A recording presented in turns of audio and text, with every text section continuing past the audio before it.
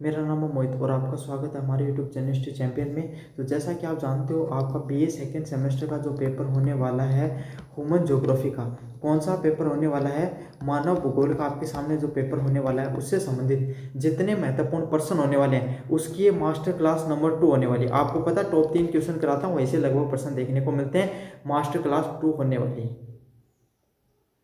सारा का सारा वीडियो इंपॉर्टेंट है, पूरा का पूरा जोर से देख लेना, चैनल को जोर से सब्सक्राइब कर देना भाई।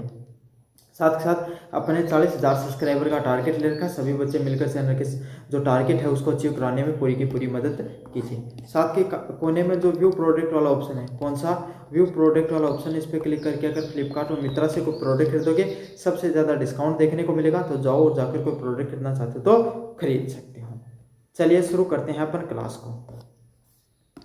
और हाँ, ये वाली पीडीएफ आपके सामने, ये वाली जो आपकी पीडीएफ है ये आपको हमारे टेलीग्राम चैनल तो अब कुछ दिन के लिए बंद हो गया, तो व्हाट्सअप चैनल पे मिलेगी।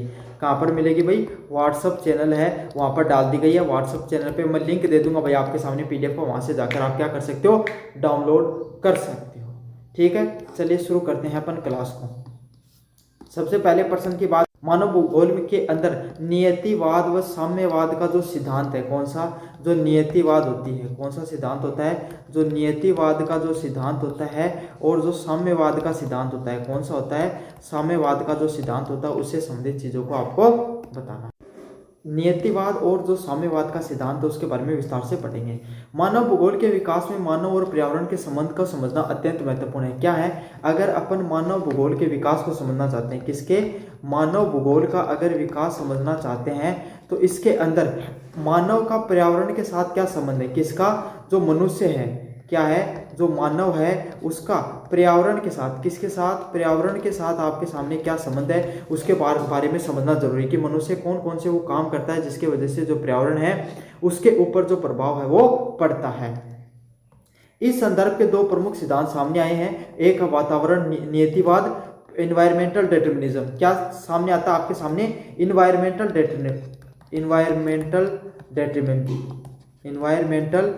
डिटर्मिनिज्म समझ में आ गया आपके सामने, जिसको क्या बोलते हैं, वातावरण नियतिवाद के नाम से जाना जाता है। अगला होता है साम्यवाद पॉसिबिलिज्म। देखो दोनों के बारे में बात करें तो वातावरण नियतिवाद यही है कि जो मनुष्य है ना वो पूरी तरीके से प्रकृति पर निर्भर करता है। क्या होता है आपके सामने? जो मनुष्य होता है, कौन होता है, जो मनुष्य होता है वो पूरी तरीके से, कैसे, पूरी तरीके से आपके सामने वातावरण पे, इन्वायरमेंट पे डिपेंड करता है। किस पे डिपेंड करता है भाई? इन्वायरमेंट पे आपके सामने जो मनुष्य है वो डिपेंड करता है। ठीक है, वातावरण प्रकृति पर ही पूरा पूरा मनुष्य डिपेंड करता है, इस सिद्धांत के अनुसार ये बात है। और साम्यवाद के सिद्धांत में कहा गया है कि मनुष्य ना अपनी तकनीक के माध्यम से, किसके माध्यम से, टेक्नोलॉजी वगैरह के माध्यम से क्या करता है, अपने आप के अंदर डेवलपमेंट वगैरह करता रहता है, जो जिस वजह से वो पूरी तरीके से प्रकृति पर निर्भर नहीं है, प्रकृति में वो बदलाव करके अपने हिसाब से जीवन जीना संभव बनाता है। जैसे कि उदाहरण की बात बताऊं मैं आपके सामने, जैसे कि अगर बहुत भीषण ठंड है, राजस्थान के लोग, मैंने पिछला भी उदाहरण दिया था, राजस्थान के जो लोग है वही वो आपके सामने खुले खुले कपड़े पहने ज़्यादा पसंद करें क्योंकि गर्मी का होता है। ठंडा जो लद्दाख के लोग हैं, हिमाचल जम्मू कश्मीर के लोग हैं, वो कैसा कपड़े पहनेंगे, मोटे कपड़े पहनेंगे। उनका जीवन है वो आपके सामने, जब जैसे जैसे सर्दियाँ आने शुरू हो जाएंगी वो क्या करेंगे, अपना जो खाना है उसको स्टोर करना शुरू कर देंगे ताकि सर्दियों में खाना नहीं मिलेगा। इसी को क्या कहा गया है? वातावरण नियतिवाद के नाम से जाना गया है। ठीक है। पॉसिबिलिज्म क्या होता है? धीरे धीरे हमने क्या क्या ईटर बना दिए, घरों को इस प्रकार से रचना कर दी कि उनके अंदर लद्दाख की बात करूं जिनके, उनके अंदर क्या लग रही है आपके सामने, सर्दी कम लग सके, है ना, फ्रोजन फूड बना दिए। इस प्रकार की चीजें हमने करना शुरू कर दिए हैं, जिससे क्या हो गई है, जो प्रकृति को हमने चुनौती दे दिया है। राजस्थान के अंदर भी देखो तो हमने कूलर, एसी वगैरह जैसे तापमान है उसको कंट्रोल किया जा सके, मतलब कुछ हद तक तो अपन कंट्रोल कर ही सकते हैं। एक बेसिक उदाहरण दिया आपको। इन सिद्धांतों ने मानव व्यवहार को भौगोलिक दृष्टिकोण से समझने के लिए महत्वपूर्ण भूमिका निभाई है। क्या होता है? ये जो सिद्धांत होते हैं, क्या होते हैं, ये जो सिद्धांत होते हैं उसमें मानव व्यवहार को, जो मनुष्य का, जो मानव का जो व्यवहार होता है, ह्यूमन बिहेवियर होता है, क्या होता है, मानव का जो व्यवहार होता है ना उसको समझने के लिए भौगोलिक दृष्टिकोण होना बहुत जरूरी है, ज्योग्राफिकल थिंकिंग होना बहुत जरूरी है। क्या है? ज्योग्राफिकल थिंकिंग होना आपके सामने बहुत ज़्यादा जरूरी है। आपको भौगोलिक दृष्टिकोण से आपको चीज़ों को समझना बहुत ज़्यादा जरूरी है। ठीक है, भूगोल के अंदर किस प्रकार की घटनाएं घटित होती हैं उसके हिसाब से समझना जरूरी है। यह बहस मूलतः इस प्रश्न पर केंद्रित है कि मानव जीवन पर प्रकृति का कितना नियंत्रण होता है। यह प्रश्न आपके सामने इस चीज पर समझाता है आपको कि मानव जीवन है, जो मनुष्य का जीवन है, वो प्रकृति पर कितना नियंत्रित होता है, मनुष्य किस हद तक हस्तक्षेप कर सकता है। इन सिद्धांतों में यही बनाया गया है कि क्या मनुष्य प्रकृति के बिना भी अपना जीवन यापन अच्छे से कर सकता है, और क्या उसका जीवन पूरी तरीके से प्रकृति पर निर्भर करता है। इन दोनों प्रश्नों को इसके अंदर बताया गया है। समझ में आ गया? तो मानव जीवन वो प्रकृति पर कितना निर्भर करता है और उसको कितनी हद तक उसको बदल सकता है, कितनी हद तक उसमें हस्तक्षेप कर सकता है। इन्हीं सिद्धांतों के ऊपर ये दोनों सिद्धांत है वो काम करते हैं। पहला सिद्धांत है इसके अंदर वातावरण नियतिवाद। क्या होता है? वातावरण नियतिवाद। वातावरण नियतिवाद। वातावरण नियतिवाद क्या कहता है? इन्वायरमेंटल डिटर्मिनिज्म क्या कहता है आपके सामने, इसकी परिभाषा क्या है? वातावरण नियतिवाद वह दृष्टिकोण है जिसके अनुसार मानव का जीवन, उसकी गतिविधियां, उसकी संस्कृति और उसका विकास पूरी तरीके से प्राकृतिक वातावरण द्वारा निर्धारित होता है। क्या है? वातावरण नियतिवाद यही कहता है कि कोई भी मनुष्य का जो जीवन होता है, क्या होता है? कोई भी मानव का जो जीवन होता है, मानव का जो जीवन होता है वो पूरी तरीके से आपके सामने उसकी एक्टिविटीज पे निर्भर करता है। समझ में आ गया? मानव का जो जीवन होता है ना, वो पूरी तरीके से उसके द्वारा जो गतिविधियां की जाती हैं, कि क्या किए जाते हैं, पूरी तरीके से जो अलग अलग प्रकार के जो एक्शन किए जाते हैं उन पर निर्भर करता है। समझ में आ गई? उसकी संस्कृति और उसका विकास पूरी तरीके से प्राकृतिक वातावरण पर निर्भर करता है। किस पर निर्भर करता है? प्रकृति का जो वातावरण है, किसका जो वातावरण है, प्रकृति का जो वातावरण है, उस चीज पर आपके सामने पूरी तरीके से निर्भर करता है। समझ में आ गया? मतलब सीधी वातावरण नियतिवाद यही कहता है। नाम देखो, नियति, नियति मतलब जैसा वातावरण होगा उसी की नियति पर निर्भर करेगा। ठंड है तो लोग, आपके सामने एक बात देखो, जैसे औद्योगिक क्रांति आई उसके बाद में क्या है, कार्बन डाइऑक्साइड है उसका जो क्या होने लग गया, उसका वो बढ़ने लग गया, उत्सर्जन बढ़ने लगा है ना। वातावरण में कार्बन डाइऑक्साइड की मात्रा बढ़ी, जिसके कारण क्या हुआ, पृथ्वी का तापमान है वो बढ़ने लगा। अब पृथ्वी का तापमान तो बढ़ने लगा, सुख सुविधाएं तो बढ़ने लगी, हमने घरों में एसी तो लगा ली, लेकिन बाहर जाते हैं तब अपनी हालत खराब हो जाती है ना। तो हमें क्या करना पड़ेगा, आज नहीं तो कल धीरे धीरे ऐसा टाइम आएगा जब सभी के सभी लोग फिर से पेड़ लगाने पर जोर लगा देंगे। तो यही है, चाहे आप कितनी एसी लियो, कितने कूलर लियो, लास्ट में इंसान को प्रकृति का सहारा लेना ही पड़ता है। कितना भी इंसान टेक्नोलॉजी में डेवलप हो जाओ, लेकिन कहीं ना कहीं अंत में उसको वो सब प्रयास करने पड़ते हैं जो प्रकृति को उसको हेल्प में करते हैं। कोरोना के अंदर देखो आप, क्या है, कोरोना के अंदर देखो एक छोटा सा वायरस है, उसने पूरी दुनिया को क्या कर दिया था, पूरी दुनिया की अर्थव्यवस्था को ठप कर दिया था, सभी लोगों को घर के अंदर क्वारंटाइन करवा दिया था, है ना। तो यही है, मानव जीवन वही चीज होती है। संस्कृति और उसका विकास पूरी तरीके से प्राकृतिक जो इन्वायरमेंट का जो नेचुरल इन्वायरमेंट होता है, क्या होता है, जो नेचुरल इन्वायरमेंट होता है उस चीज़ पर निर्भर करता है। किस पर निर्भर करता है? नेचुरल इन्वायरमेंट है उस चीज़ पर निर्भर करता है। थिंकिंग को, इस विचारधारा को देने वाले कुछ प्रमुख विचारक हैं। कौन है आपके सामने? कुछ प्रमुख विचारकों की बात करें जिसमें कौन कौन से होते हैं। सबसे प्रमुख विचारक हैं वो हैं कौन सा, हिप्पोक्रेटस व अरस्तु। कौन है? हिप्पोक्रेटस व अरस्तु हैं जो सबसे प्राचीन विचार इन्होंने नियतिवाद के बारे में दिया था। अगले वाले हैं फ्रेडरिक रेटजल। फ्रेडरिक रेटजल ने आधुनिक नियतिवाद का जनक माना जाता है। क्या माना जाता है? आधुनिक नियतिवाद का जनक माना जाता है। आधुनिक नियतिवाद का मतलब वर्तमान समय में ये आज के समय के हिसाब से इन सब चीजों को जोड़ जोड़ कर दिखाया फ्रेडरिक रेटजल ने कि किस तरीके से प्रकृति के ऊपर मनुष्य ने बहुत सी टेक्नोलॉजी में डेवलपमेंट किया, लेकिन आज भी मनुष्य किस चीज पर निर्भर है? प्रकृति के ऊपर निर्भर है। किसके ऊपर निर्भर है भाई? प्रकृति के ऊपर आज भी मनुष्य बहुत ज्यादा निर्भर है।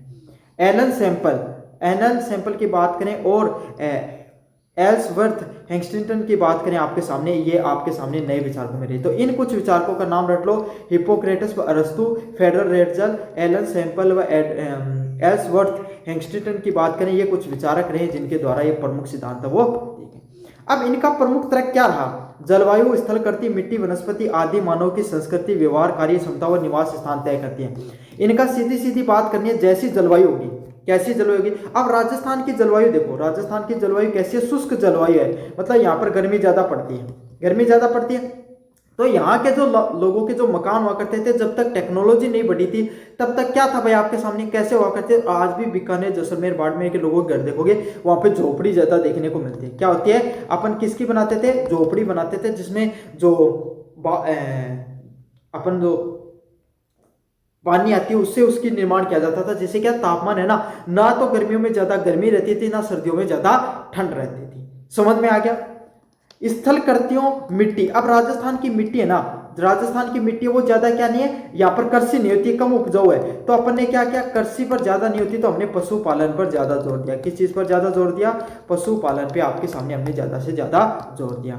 मानव की संस्कृति, व्यवहार, कार्य क्षमता व निवास स्थान तय करते हैं। मनुष्य कहाँ पर रहेगा, कौन सी संस्कृति में अपन जीवन यापन करेगा, कैसे कार्य करेगा, ये सब चीजें किस चीज पर निर्भर करती हैं आपके सामने, किस चीज पर निर्भर करती हैं भाई, निर्भर करती हैं सिर्फ और सिर्फ आपके सामने प्रकृति के ऊपर। अगले वाला है, उष्ण कटिबंधीय क्षेत्रों में रहने वाले लोग आलसी, अकर्मण्य होते हैं, जबकि समशीतोष्ण क्षेत्र में रहने वाले अधिक परिश्रमी। जो उष्ण कटिबंधीय, ऐसी जगह जहां पर ज्यादा टेम्परेचर रहता है, क्या रहता है, ज्यादा टेम्परेचर रहता है। जो उष्ण कटिबंधीय क्षेत्र में रहने वाले जो लोग होते हैं 0 डिग्री के आसपास से लेकर 23.5 डिग्री ऊपर नीचे की तरफ, वहां के क्या होता है, टेम्परेचर ज्यादा होगा। अब टेम्परेचर ज्यादा होगा तो शरीर से स्वेटिंग ज्यादा होगी, पसीना ज्यादा निकलेगा, तो शरीर ज्यादा थकेगा, इसलिए वो अपने आप ही क्या हो जाएंगे, आलसी हो जाएंगे। और जहां पर ठंड पड़ती है, समशीतोष्ण क्षेत्र होता है, वहां पर क्या होता है, आपका शरीर की स्वेटिंग होती है कम, पसीना निकलता है कम, जिससे क्या होता है, इंसान वो अधिक परिश्रम है वो करता है। तो ये उदाहरण दिया गया है, ये आपके सामने साइंटिस्टों के नाम भी रट लेने, और ये दोनों चीजें आपको पॉइंट जरूर से लिखकर आने हैं। आलोचनाओं की बात करूं, किसकी बात करूं, आलोचना की। अगर इन सिद्धांतों की आलोचना की बात की जाए, यह दृष्टिकोण एक पक्षीय है। क्या है, यह दृष्टिकोण एक पक्षीय दिखाई देता है, मानव की रचनात्मकता, बुद्धि व सामाजिक विकास को नकारता है। क्या करता है, सिर्फ एक पक्ष को ही दिखाता है। क्या दिखाता है, एक पक्ष के ही विचार को दिखाने का काम करता है। मानव की जो रचनात्मकता, क्रिएटिविटी होती है, क्या होती है, जो क्रिएटिविटी होती है, उसको आपके सामने रोकता है, बुद्धि और सामाजिक विकास को रोकता है। ये सीधी सीधी ये बात कहता है कि मनुष्य ना खुद से कुछ क्रिएटिव नहीं कर सकता है सिद्धांत को, वो तो नियति पर ही निर्भर हो जाएगा, प्रकृति पर निर्भर हो जाएगा। और मनुष्य अगर सिर्फ प्रकृति पर निर्भर रहता तो मनुष्य कभी भी जंगलों से बाहर निकलकर आज एआई जैसी टेक्नोलॉजी तक नहीं बढ़ पाता। समझ में आ गया। तो आज मनुष्य ने जो इतनी बड़ी टेक्नोलॉजी खुद से सोच सकती है, खुद से समझ सकती है, खुद से नई चीजों का निर्माण कर सकती है, इतनी रचनात्मकता तक पहुंचा है, तो मनुष्य ने नियति को तो कहीं ना कहीं नकारा ही होगा। तो यही चीज आपके सामने मनुष्य की रचनात्मकता और बुद्धि और सामाजिक विकास की बात करता है। यह विचार नक्सल भेदीय उपनिवेशिक सोच को जन्म देता है। किस चीज को देता है, जो नस्ल भेद होते हैं। कौन सा भेद होता है, जो नस्ल भेद होते हैं, जो काले और गोरे के अंदर जो भेदभाव देखने को मिलता है उसके बीच में, और जो उपनिवेशिक सोच को जन्म देता है। उपनिवेशिक क्या होते हैं, जैसे अंग्रेजों ने, है ना, आपके सामने जो यूरोपीय लोग हैं, इन लोगों ने पूरी दुनिया के ऊपर क्या किया था, राज किया था। उन्होंने मान ली थी कि हमारी नियति है, हम ज्यादा समझदार लोग हैं, हम जो एशिया और अफ्रीका के लोग हैं ये इतने ज्यादा समझदार नहीं, हमें क्या इनको समझदार बनाने के लिए वहां पर क्या राज करना चाहिए। इस प्रकार की जो थिंकिंग है, क्या है, इस प्रकार की जो थिंकिंग है, उस थिंकिंग को बढ़ावा देने का काम करता है। अगले वाली विचारधारा है साम्यवाद की विचारधारा। कौन सी विचारधारा, पॉसिबिलिज्म की विचारधारा। साम्यवाद वो दृष्टिकोण है, क्या है, साम्यवाद वो दृष्टिकोण है जिसके अनुसार मानव पर्यावरण के द्वारा सीमित आवश्यक होता है। क्या होता है, ये साम्यवाद की विचारधारा, पॉसिबिलिज्म की विचारधारा सीधी सीधी कहती है कि जो इन्वायरमेंट है, क्या है, इन्वायरमेंट है, किसका रोल, इन्वायरमेंट का जो रोल है ना वो बहुत ही ज्यादा लिमिटेड है, उसका कोई ज्यादा रोल होता नहीं है। मनुष्य अपनी बुद्धि, जिसमें बुद्धि, तकनीक और प्रयासों से उन सभी चीजों को पार किया जा सकता है। क्या होता है, इंसान है ना अपनी जो इंटेलिजेंस है, क्या है, इंसान जो अपनी बुद्धि का प्रयोग करके, इंटेलिजेंस का प्रयोग करके, अपनी जो नई नई जो टेक्नोलॉजी आ रही है, क्या आ रही है, जो नई नई टेक्नोलॉजी आ रही है, इनका प्रयास करके और एफर्ट्स के माध्यम से क्या कर सकता है, नई नई चीजें हैं उनको प्राप्त करता है, विकास के नए रास्ते बना सकता है। अब मनुष्य देखो, आपके सामने मनुष्य ने पहले जंगलों में रहने वाले मनुष्य ने अपनी विचारधारा को बदला, घरों का निर्माण किया, कृषि पर निर्भरता बढ़ाई, है ना, आपके सामने नई नई तकनीकें बनाई, चांद तक पहुंच गया मनुष्य, पृथ्वी से उठकर चांद पर रहने का प्रयास कर रहा है। तो समझो कि मनुष्य ने कितना प्रयास है वो किया होगा। इनके प्रमुख विचारकों की बात करें तो पाल विडेल, डे लाप्लास जैसे जो आपके सामने साम्यवाद की विचारधारा के संस्थापक माने जाते हैं। किसको, पाल विडेल को, और डे लाप्लास को आपके सामने जो साम्यवाद की विचारधारा है उसके संस्थापक माने जाते हैं। तथा लुसियन फेब्रे, वो भी आपके सामने इसकी विचारधारा के प्रमुख है। कौन से, पाल विडेल और डे लाप्लास और लुसियन फेब्रे, वो इसके विचारधारा के प्रमुख विचारक हैं।